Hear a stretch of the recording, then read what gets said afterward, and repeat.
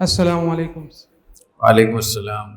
استاد صاحب، جس طرح ریاست کے حقوق ہے، جس طرح آپ بتاتے ہیں وہ تو ہم تسلیم کرتے ہیں، لیکن کیا ریاست کی طرف سے کچھ واجبات یا کچھ چیزیں ایسی نہیں ہے جو ریاست کے افراد ہیں اس کو اپنی طرف لے آئیں؟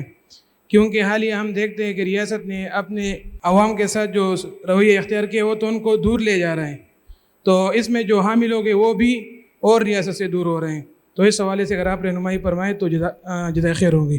ریاست کے رویہ اگر خراب ہو تو اس کو ٹھیک کرنے کے لیے تو بہت سارے احکام ہیں اس کو ٹھیک کرنے کے لیے، اور اس دور میں بہت آسان ہے۔ اس دور میں ریاست کے جو مظالم ہوں، ان کے غلط فیصلے ہوں، ناانصافی ہو، ان کے رویے غلط ہوں، لوگوں کے ساتھ غلط ہوں، اس کو ٹھیک کرنے کے لیے بہت سارے راستے اس زمانے میں آسان ہیں۔ پہلے تو یہ ہوتا تھا کہ ڈکٹیٹرشپ ہوتی تھی، کوئی بول ہی نہیں سکتا۔ اس زمانے میں آپ بات کر سکتے ہیں، احتجاج کر سکتے ہیں، ریلی نکال سکتے ہیں، آپ عدالت میں جا سکتے ہیں، آپ میڈیا میں جا سکتے ہیں، آپ اس کے خلاف قانون سازی کے مسئلے کو اٹھا سکتے ہیں، آپ بین الاقوامی فورم پہ جا سکتے ہیں، آپ مختلف جو ادارے، تنظیمیں، جماعتیں، انجمنیں بنی ہوتی ہیں ان کے فورم کو آپ استعمال کر سکتے ہیں۔ تو میرے خیال میں جیسے کسی بھی اپنے پیغام کو پہنچانے کے لیے، منوانے کے لیے جو منصوبہ بندی کی ضرورت ہے، اگر اس طریقے سے کام ہو تو بالکل ہو سکتا ہے، اور آئین کے مطابق ہو سکتا ہے۔ تمام آئینی طریقے اختیار کریں، قانونی طریقے اختیار کریں، وہ شریعت کے مطابق بھی ہیں، تو میں نہیں سمجھتا کہ اس میں آپ کو اس میں ناکامی ہوگی۔ ہوتا یہ ہے کہ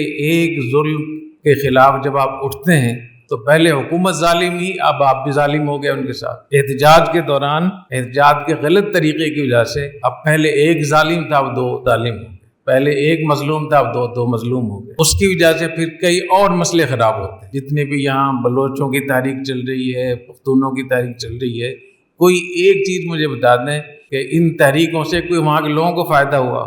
ہمیشہ باہر کے لوگ فائدہ اٹھاتے ہیں، فساد پھیلانے کے لیے، لوگوں کو مشتعل کرنے کے لیے، قتل و غارت کری اس کے لیے۔ تو یہ طریقہ اگر صحیح اس سے ہو تو بہت فائدہ ہو سکتا ہے۔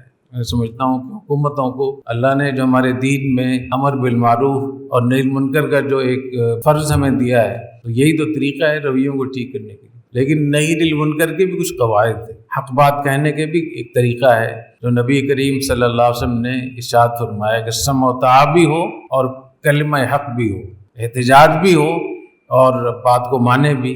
تو اگر دونوں چیزوں کو جمع کر لیں تو یہ بہت حسین امتزاج ہوگا انشاءاللہ۔